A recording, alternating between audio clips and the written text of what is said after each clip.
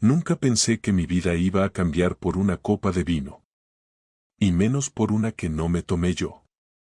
Era viernes, las 20:40, y acababa de llegar a casa después de una semana de mierda en el trabajo. Estaba agotado, con el cuello cargado de tanto ordenador, y solo quería una ducha y algo caliente para cenar. Al abrir la puerta, escuché risas. No me cuadraba. No había avisos, ni mensajes, ni nada. Elena, mi mujer, se suponía que iba a estar sola. O al menos eso creía. Dejé las llaves en el cuenco de cerámica que tenemos en la entrada y avancé con paso lento hacia el salón. Lo que vi me dejó quieto como un poste. Un tipo. Sentado en mi sofá. Con una copa de vino en la mano. Y Elena. Elena estaba en la cocina, sirviendo la cena como si aquello fuera lo más normal del mundo. Ni siquiera se sobresaltó al verme. Cariño, llegaste antes, dijo, como si nada. El tipo se levantó, sonrió y me tendió la mano. Javier, ¿verdad? He oído hablar mucho de ti.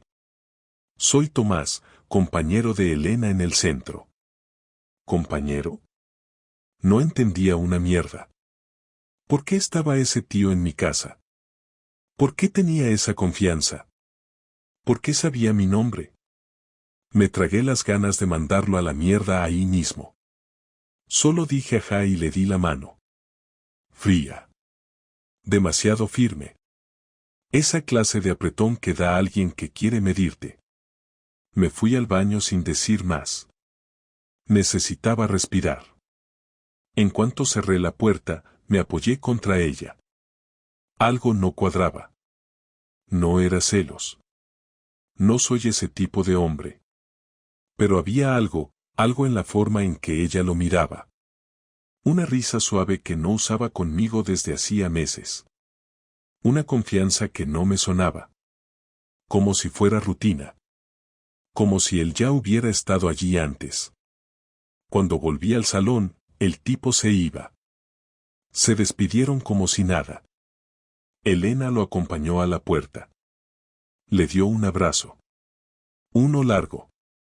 Demasiado largo. No dije nada esa noche. Comimos en silencio. Ella me preguntó qué tal mi día, le dije normal. Y ya. Pero mi cabeza iba a 1000. No por lo que vi, sino por lo que no dijo. Por cómo esquivó cualquier explicación. Como si yo fuera un invitado en mi propia casa. Dormí mal. Me levanté temprano. A las 7 de la mañana ya estaba con un café en la mano, mirando por la ventana. Pensando.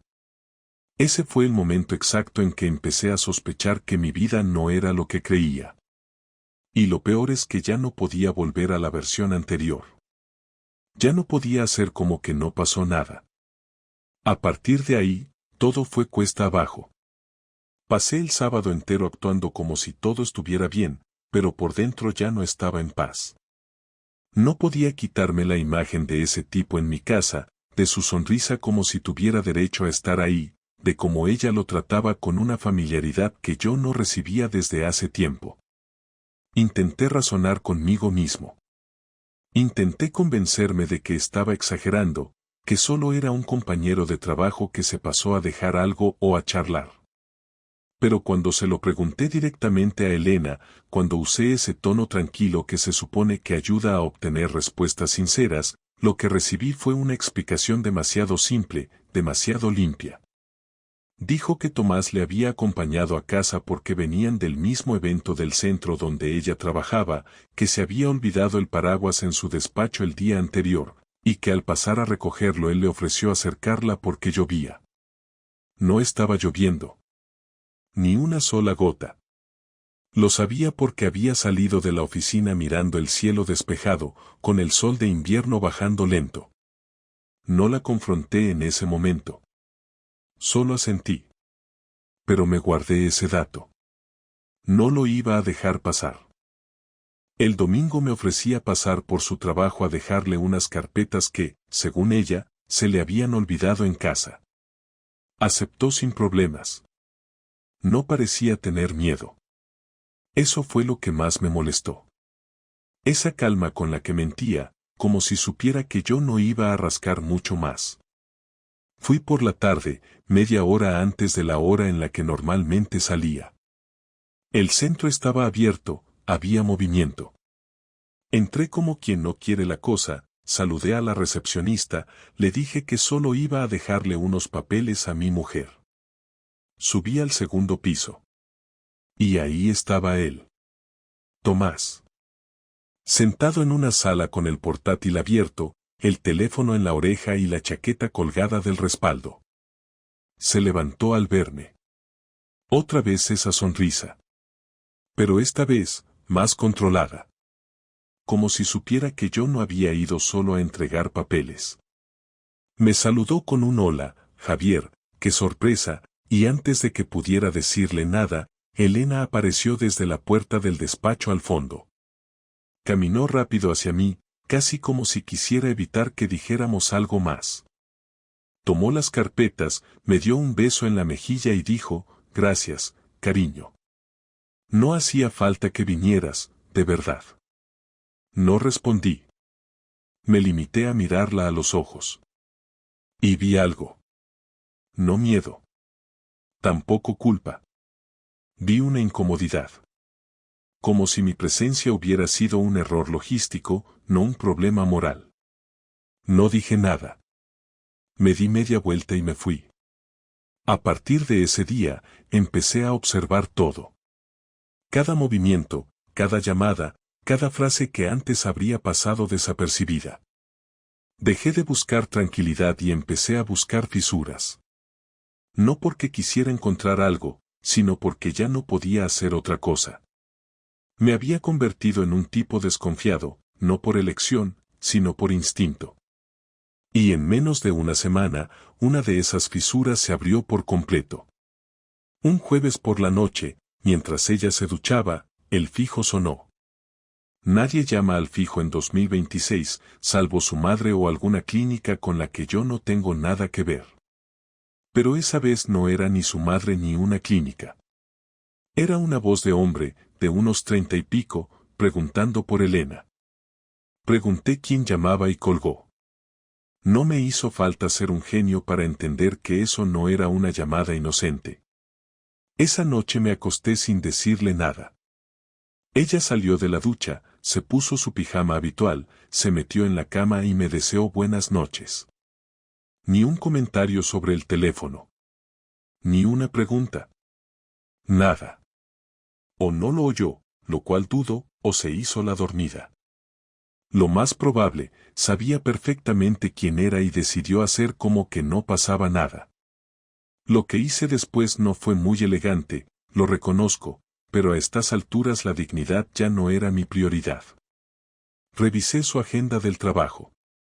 Sabía que la llevaba en papel porque decía que prefería no mezclar lo personal con el calendario del móvil. Al día siguiente, mientras ella bajaba a comprar algo para cenar, busqué entre sus cosas. En su bolso, su agenda. No tenía clave. No estaba escondida. No parecía importarle que alguien la viera. Pero ahí, en los miércoles de las últimas 3 semanas, había una nota marcada con un subrayador rosa, T. 18:30 a 20. T. Tomás. No había dudas. En ese momento no me enfadé. Lo curioso es que me sentí tranquilo. Como si por fin tuviera algo concreto entre las manos. No una suposición. No una corazonada. Un dato. Una prueba. Un patrón. Ese miércoles, no le dije nada. Le deseé buen día, le di un beso, y cuando salió de casa, hice algo que nunca creí que haría, la seguí. Me sentí ridículo, como un personaje de una película barata, pero era eso o seguir viviendo en esa ambigüedad que me estaba matando por dentro. Tomé el coche 5 minutos después que ella y lo aparqué 2 calles más abajo. Vi cómo entraba en un pequeño hotel en Lavapiés. De esos de 3 estrellas, discretos, con cortinas oscuras. No iba vestida de forma especial. Ropa normal de trabajo. Nada provocador. Nada que delatara lo que iba a hacer. Eso fue lo que más me desconcertó. La naturalidad. La normalidad. El hábito. Esperé. 40 minutos después, Tomás llegó. Aparcó mal. Ni se molestó en disimular. Entró al hotel como quien va a casa. No miró hacia los lados. No se ajustó la chaqueta. Sabía perfectamente lo que estaba haciendo y que nadie iba a impedírselo. Me fui. No porque no quisiera enfrentarme a ellos, sino porque sabía que si lo hacía en ese momento, no iba a poder controlarme. Porque todo lo que había imaginado, todo lo que temía, estaba ahí, confirmado, y eso me había puesto en un estado que no reconocía. No era tristeza. Era una furia sorda, contenida, de esas que te empujan a hacer estupideces. Así que me fui a casa, cerré las ventanas, apagué el móvil y me encerré en el baño. Me miré al espejo y solo pude pensar una cosa: esto ya no tiene vuelta atrás. La mujer con la que compartí 12 años de vida tenía otra vida dentro de la nuestra. Oculta. Organizada. Semanal. Y lo más duro no era que me hubiera engañado. Lo más duro era que lo había hecho sin miedo, sin nervios, sin culpa. Y ahí fue donde empecé a pensar en cómo le iba a devolver el golpe. No le dije nada hasta el viernes siguiente, no por falta de valor sino porque necesitaba que todo encajara en mi cabeza antes de abrir la boca, porque sabía que una vez empezara no habría marcha atrás y porque, aunque suene raro, quería verle la cara cuando supiera que yo ya lo sabía todo. Ese viernes llegó a casa a las 21:15, más tarde de lo habitual, con una calma que ya me resultaba insultante, dejó el bolso en la silla, se quitó los zapatos y me preguntó si había cenado, como si la semana hubiera sido normal, como si yo no la hubiera visto entrar en un hotel con otro hombre 2 días antes. Le dije que no tenía hambre, que necesitaba hablar con ella, y ahí se quedó quieta, con una mano apoyada en la encimera, sin mirarme directamente, como si ya supiera por dónde iba la cosa y estuviera calculando qué decir primero. Nos sentamos en el salón, frente a frente, sin televisión, sin música, sin nada que amortiguara el silencio, y durante unos segundos ninguno habló. Yo notaba cómo me latía el cuello, cómo me temblaban los dedos, y aún así conseguí mantener la voz estable cuando le pregunté cuánto tiempo llevaba viéndose con Tomás. No fue una pregunta al azar, fue directa, con el nombre encima de la mesa, sin rodeos ni margen para juegos. Elena levantó la mirada de golpe, abrió la boca como si fuera a negar algo, pero se detuvo a mitad, respiró hondo y me preguntó cómo lo sabía. No respondió a la pregunta, y ese fue el primer golpe de verdad, porque en ese instante entendí que no iba a intentar fingir que estaba loco, que no iba a decir que me equivocaba, que simplemente iba a reorganizar el discurso. Le dije que eso ya no importaba, que lo único que quería era la verdad, y entonces empezó a hablar, al principio despacio, midiendo las palabras, diciendo que no era lo que parecía, que no era una relación, que solo había sido algo que se les había ido de las manos, que ella llevaba meses sintiéndose sola, que yo estaba siempre trabajando, siempre cansado, siempre en mi mundo. Ahí fue cuando me levanté del sofá, no de forma violenta, pero sí con una brusquedad que la hizo callarse. Le dije que no me hablara como si yo fuera un crío, que no me soltara un discurso ensayado, que yo la había visto entrar en un hotel con él, que había seguido sus horarios, que había leído su agenda, que no intentara venderme la idea de un desliz cuando lo que había era una rutina. Ella también se levantó, y ahí la conversación dejó de ser una charla tensa para convertirse en un choque frontal. Me dijo que la estaba espiando, que eso era enfermizo, que cómo me atrevía a seguirla, y yo le respondí que no desviara el tema, que no cambiara el foco, que el problema no era cómo lo había descubierto sino lo que había descubierto. La voz se nos fue elevando poco a poco, no a gritos todavía, pero cargada de una agresividad que nunca antes había existido entre nosotros, y en un momento dado ella soltó que Tomás la escuchaba, que con él podía hablar sin sentirse juzgada, que no se sentía invisible como conmigo. Eso fue lo que me rompió del todo. No porque alabara al otro, sino porque me redujo a un papel que yo no reconocía, como si toda nuestra historia se pudiera resumir en esa frase. Le dije que era una cobarde, que en lugar de decirme que algo no iba bien había decidido buscarse una salida cómoda, que había preferido mentir y organizarse para follar con otro antes que sentarse conmigo y decirme que ya no me quería. Ahí sí gritamos. Los dos. Sin filtros. Ella me llamó controlador, frío, ausente. Yo la llamé mentirosa, egoísta, falsa. En un momento dado empujó la mesa baja del salón y ésta se volcó, no porque quisiera romper nada, sino porque necesitaba descargar algo físico, y ese ruido seco contra el suelo me hizo perder el control que todavía conservaba. Golpeé la pared con el puño, no con fuerza suficiente para romperla, pero sí para hacerme daño, y el dolor me ayudó a no hacer algo peor. Ella me miraba con una mezcla rara de miedo y rabia, como si yo fuera de repente un desconocido, y me pidió que me calmara, que no hacía falta ponerse así. Esa frase fue gasolina. Le grité que no me pidiera calma después de destrozar mi vida en horarios de oficina, que no me pidiera serenidad cuando había estado durmiendo conmigo y acostándose con otro el mismo día. Entonces llegaron las excusas de verdad, las que no se dicen al principio. Dijo que no sabía cómo salir de eso, que había querido cortar varias veces pero que Tomás insistía, que ella se había dejado llevar, que no quería hacerme daño. Le respondí que eso era lo más hipócrita que había oído en años, que no hay forma limpia de engañar a alguien, que cada vez que me daba un beso antes de salir sabía exactamente lo que estaba haciendo. Le pregunté si lo quería. Tardó demasiado en contestar. Dijo que no, pero lo dijo sin convicción, como quien repite algo que se supone que es lo correcto. La discusión duró más de 2 horas. No fue una escena rápida ni cinematográfica. Fue larga, sucia, repetitiva. Dimos vueltas a los mismos temas una y otra vez, sacamos reproches antiguos, detalles pequeños que nunca habían sido un problema y que de repente se convirtieron en munición.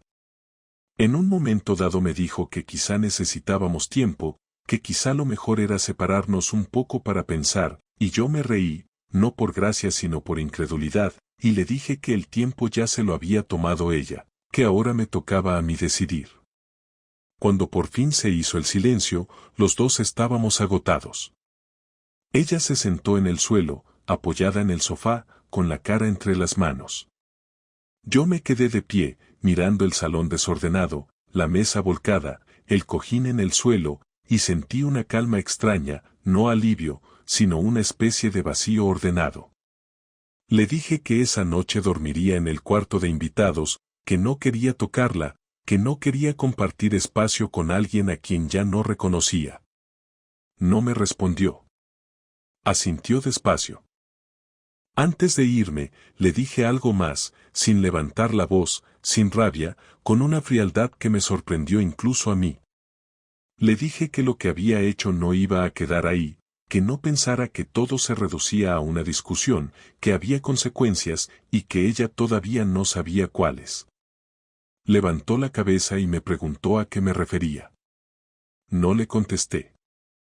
Cerré la puerta del cuarto y me senté en la cama sin encender la luz, con la certeza de que esa noche había terminado algo, pero también había empezado otra cosa, algo que ella no estaba preparada para afrontar. Y mientras me tumbaba, con los nudillos doloridos y la cabeza llena de ruido, tomé una decisión que ya no tenía nada que ver con arreglar el matrimonio, sino con hacer que entendiera de una vez lo que había provocado. No hice nada esa noche salvo pensar con calma, porque la rabia ya la había gastado en el salón y no me quedaba energía para improvisar. Así que me limité a ordenar ideas y a decidir qué cosas estaban bajo mi control y cuáles no. A la mañana siguiente me levanté temprano, antes de que ella saliera del cuarto, Preparé café solo para mí y me senté en la mesa con el portátil, no para escribirle un mensaje ni para buscar consuelo, sino para ejecutar lo que ya había decidido. Lo primero fue hablar con un abogado que me había recomendado un compañero de trabajo, uno de esos tipos que no pierden tiempo en moralidades y te dicen las cosas claras desde el primer minuto, y le expuse la situación sin adornos, con fechas, nombres y hechos, porque no estaba ahí para desahogarme sino para protegerme. Me dijo que lo fundamental era dejar constancia de la infidelidad en un contexto que tuviera consecuencias reales, no emocionales, y que cualquier paso debía ser frío y documentado, así que le envié por correo los horarios, las anotaciones de la agenda y los datos del hotel, no como una escena dramática sino como un patrón verificable. Ese mismo día pedí una copia de los movimientos de nuestra cuenta conjunta de los últimos 3 meses, algo que nunca había hecho porque confiaba en ella, y encontré varios cargos pequeños, repetidos, siempre en el mismo rango horario, siempre en días laborables, siempre con el mismo concepto genérico que el banco usa para ciertos establecimientos. No eran cantidades grandes, pero eran constantes, y eso era suficiente. También encontré transferencias a una cuenta que no reconocía, con un nombre que no me sonaba, y al buscarlo supe que pertenecía a una empresa vinculada al centro donde ella trabajaba, una especie de consultora externa. No era ilegal, pero sí cuestionable, y sobre todo no era algo que yo hubiera autorizado ni conocido. No la confronté. No aún. Durante esa semana seguí comportándome con una normalidad casi ofensiva, le hablaba lo justo, le respondía sin entrar en debates, y ella parecía aliviada, como si pensara que la tormenta había pasado y que el asunto se iba a diluir en silencios incómodos y tiempo. Ese fue su error. El viernes por la mañana pedí una reunión con la dirección del centro donde trabajaba Elena, no como marido despechado, sino como parte interesada en un asunto económico compartido, y pedí que estuviera presente el responsable de recursos humanos. Fui educado, directo, sin levantar la voz, y expuse los hechos de forma seca, con fechas, nombres y documentos. No acusé a nadie de nada que no pudiera demostrar. Me limité a decir que existía una relación personal entre dos empleados que se desarrollaba en horario laboral y que había derivado en movimientos económicos poco claros que afectaban a una cuenta compartida en régimen matrimonial. El silencio en esa sala fue denso. Nadie me interrumpió. Nadie me pidió que bajara el tono. Me pidieron tiempo para revisar la información. Yo asentí y me fui. No hubo espectáculo. No hubo gritos. No hubo amenazas. Solo hechos. Esa misma tarde llamé a los padres de Elena. No para contarles una versión exagerada, no para pedirles que tomaran partido, sino para informarles de que su hija y yo íbamos a tomar decisiones importantes sobre el matrimonio y que consideraba justo que supieran por qué. Su madre lloró. Su padre guardó silencio. No me recriminaron nada. Tampoco la defendieron. Me dijeron que hablarían con ella. Colgué sin sentir satisfacción, solo una sensación de cierre parcial. Cuando Elena volvió a casa ese día, lo noté en su forma de caminar, en cómo dejó el bolso en el suelo sin cuidado, en cómo evitaba mirarme directamente. No me preguntó nada al principio. Cenamos en silencio. Después se sentó frente a mí y me dijo que la habían citado para una reunión interna el lunes, que no sabía qué estaba pasando, que si yo tenía algo que ver. No le respondí enseguida. La miré durante unos segundos, no con rabia, sino con una distancia que nunca antes había existido entre nosotros, y le dije que sí, que tenía que ver, que había decidido no quedarme quieto mientras ella organizaba su vida a espaldas de la mía. Se levantó de la silla de golpe, empezó a decir que cómo había podido hacerle eso, que estaba jugando con su trabajo, que eso era una venganza desproporcionada, y yo le respondí con una calma que la descolocó más que cualquier grito, le dije que no estaba jugando, que estaba corrigiendo una situación en la que ella había tomado decisiones por los dos sin consultar, que yo solo había puesto los hechos sobre la mesa y que las consecuencias no eran cosa mía sino del contexto que ella misma había creado. Me llamó rencoroso. Me dijo que estaba siendo cruel. Le respondí que cruel era mentir durante meses y volver a casa como si nada. No terminó ahí. Al día siguiente cambié las contraseñas de todos los servicios compartidos, no para castigarla sino para separar lo que ya no tenía sentido mantener unido, y abrí una cuenta nueva solo a mi nombre donde transferí mi parte de los ahorros, siguiendo exactamente lo que el abogado me había indicado para no cometer ninguna irregularidad. Le dejé una copia del extracto sobre la mesa, con una nota breve donde decía que no estaba robando nada, que simplemente estaba delimitando.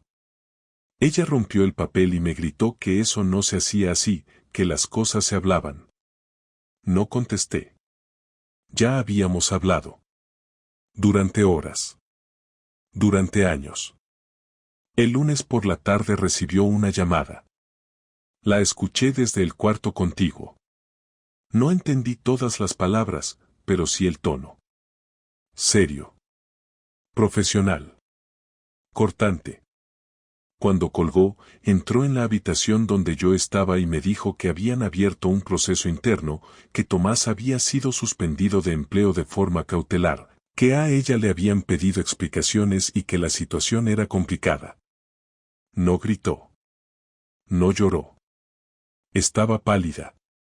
Me preguntó si estaba satisfecho.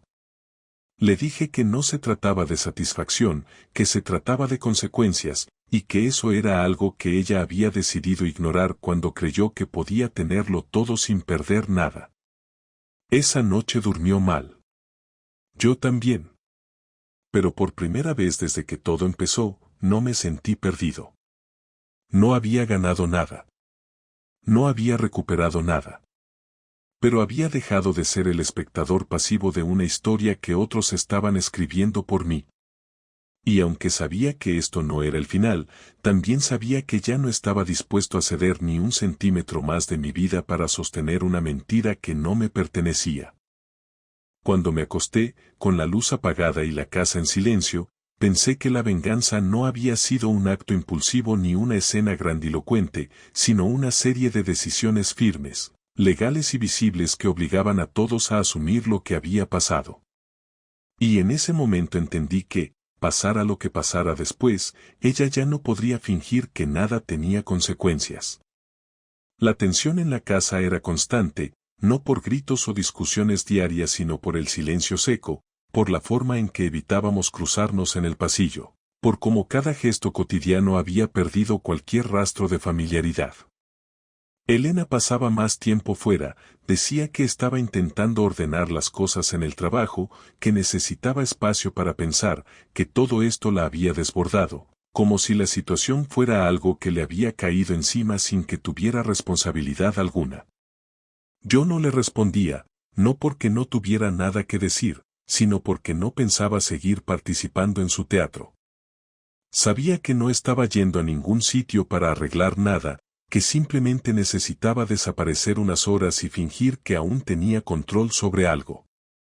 Cada vez que volvía a casa lo hacía más tarde, se notaba en el sonido de la puerta, en los pasos suaves que daba para no hacer ruido, como si creyera que podía entrar y salir de mi vida sin consecuencias.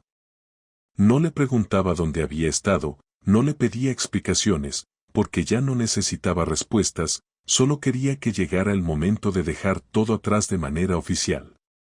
Una noche, sin previo aviso, se acercó a mí con una copa en la mano, me la ofreció como si eso fuera un gesto de paz y me pidió que habláramos sin reproches, sin ataques, que intentáramos al menos entendernos. Acepté porque ya no me afectaba, no porque quisiera reconciliar nada, sino porque sabía que para cerrar una historia como esta había que escuchar todo lo que el otro tenía que decir, aunque fuera tarde. Nos sentamos frente a frente en la mesa del comedor, sin comida, sin mantel, sin música de fondo. Elena dijo que había pensado mucho en todo lo que había hecho, que se había dado cuenta de que no sabía manejar el malestar que tenía, que no sabía cómo pedir ayuda sin parecer débil, que no fue una traición con intención de destruirme, que simplemente se sintió viva en un momento en que todo le parecía plano.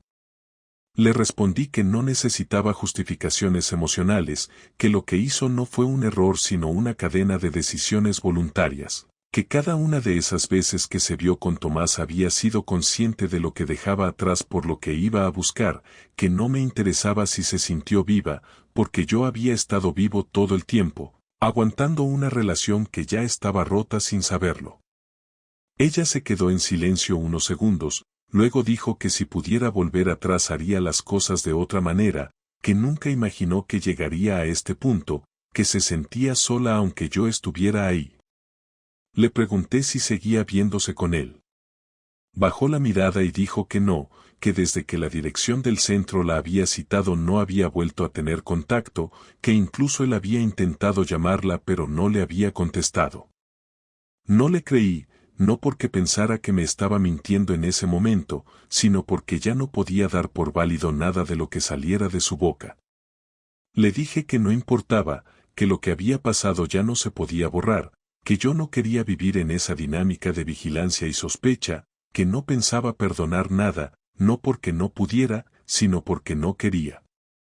Ella preguntó si eso era definitivo, si no quedaba margen para intentarlo de nuevo, si no pensaba en los años que habíamos compartido, en todo lo que habíamos construido. Le dije que sí pensaba en eso, todo el tiempo, y que justamente por eso me resultaba imposible seguir como si nada, porque no quería arrastrar un matrimonio que ya no significaba lo que decía ser, que no podía dormir cada noche con una persona en la que ya no confiaba, que no quería una convivencia donde cada palabra estuviera medida para no provocar un estallido.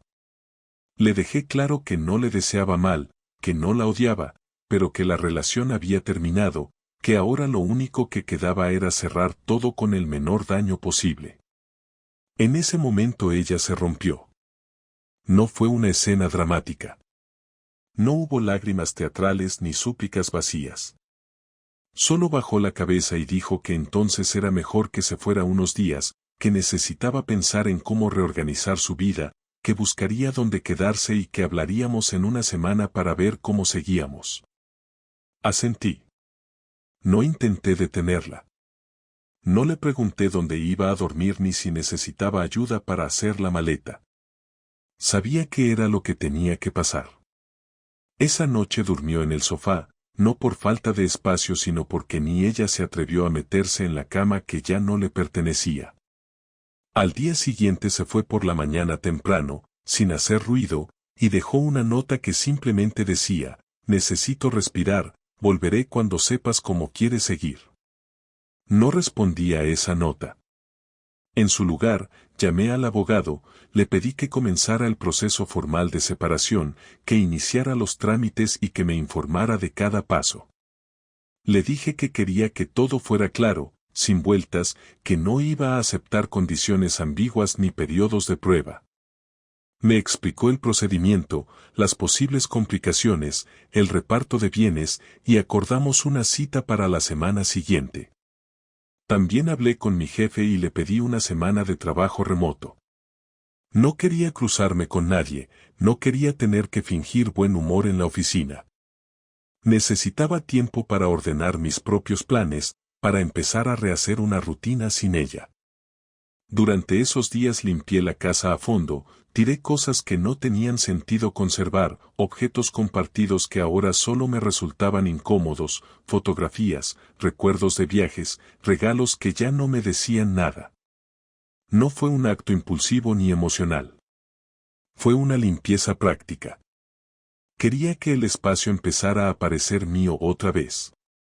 Cuando Elena volvió a la casa 5 días después, lo hizo con otra expresión, más apagada, más realista.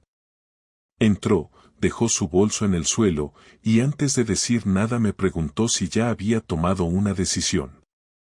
Le respondí que sí, que ya había iniciado los trámites, que hablaríamos con el abogado en unos días, que lo mejor era que nos separáramos legalmente sin más rodeos. No discutió. No lloró. Dijo que lo entendía, que había tenido tiempo para pensar, que lo veía venir. Me pidió que al menos intentáramos hablar una última vez con calma, no para volver, sino para cerrar el ciclo. Acepté porque no tenía nada que perder. Nos sentamos de nuevo en la mesa, como la vez anterior, pero esta vez no hubo tensión, solo cansancio. Me agradeció por no haberle destrozado la vida públicamente, por haber manejado todo con frialdad pero sin humillación, por haber tenido más dignidad de la que ella tuvo. Le dije que no hice nada por ella, que lo hice por mí, porque no quería convertirme en una caricatura de hombre vengativo, porque no quería dar pena ni rabia, porque lo único que me quedaba era decidir cómo terminaba todo esto. Me preguntó si me veía empezando de nuevo con otra persona, si creía que algún día iba a confiar otra vez. Le respondí que no lo sabía, que ahora mismo lo único que quería era estar solo, no por rechazo sino por necesidad, porque necesitaba saber quién era sin ella al lado. No hablamos mucho más. Se fue a dormir a casa de una amiga esa noche. Nos veríamos en la oficina del abogado la siguiente semana para formalizar todo. Cuando cerró la puerta, no sentí alivio ni tristeza. Solo una especie de punto final sin celebración. Y por primera vez desde que empezó todo, entendí que no necesitaba que ella entendiera nada más. Yo ya lo tenía claro. La última conversación fue en la oficina del abogado, en una sala sin ventanas con una mesa de cristal y 4 sillas de madera que parecían más incómodas de lo necesario, como si quisieran forzar a la gente a no alargar las reuniones. Elena llegó puntual, vestida de forma sencilla, sin maquillaje, con una carpeta en la mano y cara de no haber dormido bien. Yo ya estaba ahí cuando entró, la saludé con un gesto de cabeza, sin palabras, y ella respondió igual. Nos sentamos frente a frente, con el abogado entre los dos, y durante la primera media hora todo fue puramente técnico, bienes compartidos, cuentas bancarias, uso del coche, posible venta del piso o cesión temporal. Nada de eso fue motivo de discusión. Ella aceptó mis condiciones sin pelear, y yo hice lo mismo. No hubo dramas. Solo detalles legales que había que resolver. En medio de ese ambiente frío y organizado, el abogado nos preguntó si queríamos incluir una cláusula de no contacto posterior o si dejaríamos abierta la posibilidad de mantener comunicación por temas puntuales. Nos miramos durante unos segundos, ella dudó antes de hablar, pero finalmente dijo que prefería no mantener contacto innecesario, que lo justo era cortar completamente durante un tiempo. Yo asentí. Le dije que estaba de acuerdo. El abogado lo anotó sin expresión alguna, como quien marca un casillero más en un formulario. Cuando terminamos de revisar todos los puntos del acuerdo, el abogado salió de la sala para preparar la impresión de los documentos finales y nos dejó solos durante varios minutos.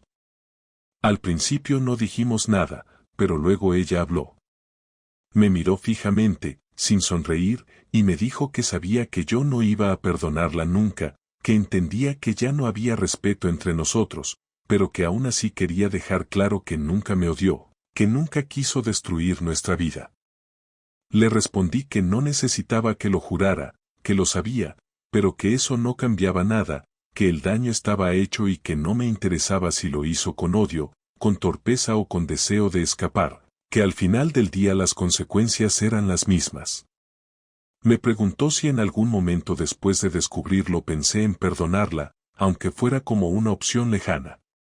Le dije que no, que ni una sola vez, porque el problema no fue solo lo que hizo sino la forma en que lo sostuvo, que si me lo hubiera confesado, si me hubiera dicho que estaba mal, si hubiera tenido la mínima honestidad, quizá habría tenido otra reacción, pero que lo que me cerró por completo fue la certeza de que lo hizo creyendo que yo nunca lo sabría, que su decisión no solo fue serle infiel a escondidas sino apostar a que yo nunca lo descubriría. Y eso, le dije, era lo que nunca iba a superar. Se quedó en silencio unos segundos, luego dijo que a veces pensaba que yo la dejé de querer mucho antes de todo esto, que solo mantuve la relación por costumbre, por imagen, por no fracasar.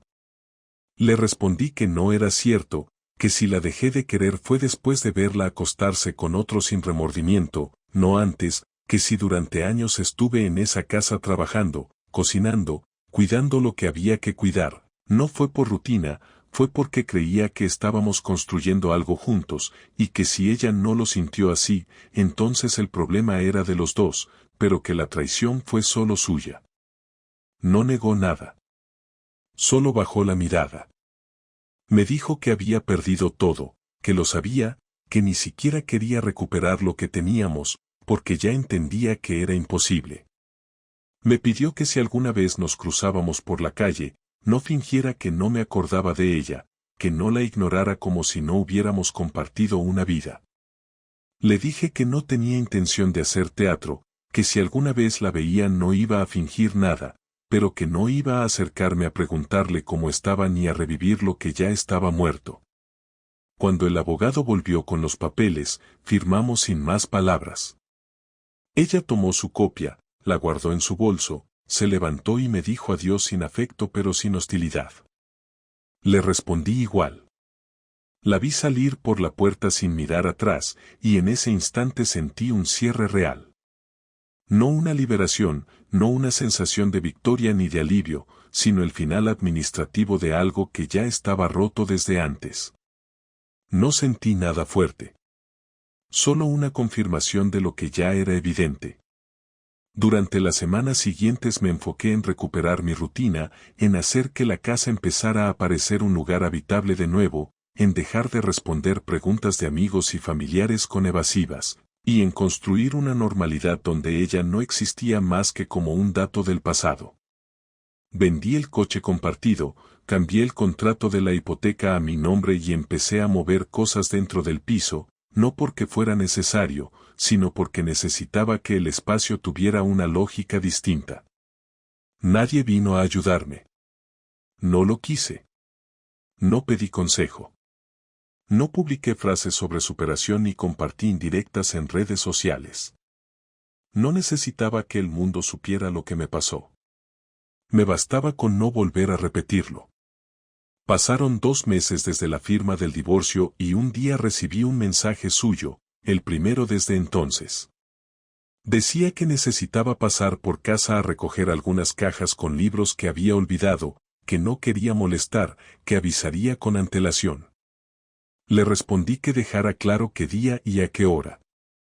Me escribió que iría el sábado a las 11. Le respondí vale y no volví a escribirle. El sábado, 5 minutos antes de la hora, bajé al portal, le di las cajas en silencio y no la invité a subir. Ella tampoco lo pidió. Se las llevó, me dio las gracias y se fue. Esa fue la última vez que la vi. Ninguno de los dos intentó decir nada más.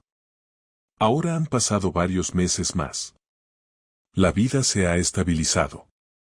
Trabajo igual, como en los mismos sitios, hablo con la misma gente. A veces, cuando camino por ciertas calles o paso frente a algún restaurante al que íbamos juntos, me viene alguna imagen, algún recuerdo, pero no duele. Ya no duele. No porque haya olvidado, sino porque no me interesa recordar más de lo necesario. La traición dejó una marca, sí, pero no arruinó mi vida. Lo que hice fue no dejar que me definiera. Y ahora, cuando pienso en lo que viene, lo hago sin miedo. Aprendí que uno puede perderlo todo de golpe sin que se caiga el mundo, que la dignidad no está en lo que uno aguanta sino en cómo decide terminar, que no todo lo que se rompe merece ser arreglado, y que si alguien te traiciona con una sonrisa, no necesita tu odio, necesita tu ausencia. Yo ya no estoy para explicar nada. Ni para esperar disculpas. Ni para repetir lo que ya dije. Estoy para vivir mi vida. Sin ella. Sin restos. Sin ruido. Y esa, para mí, es la única victoria que cuenta.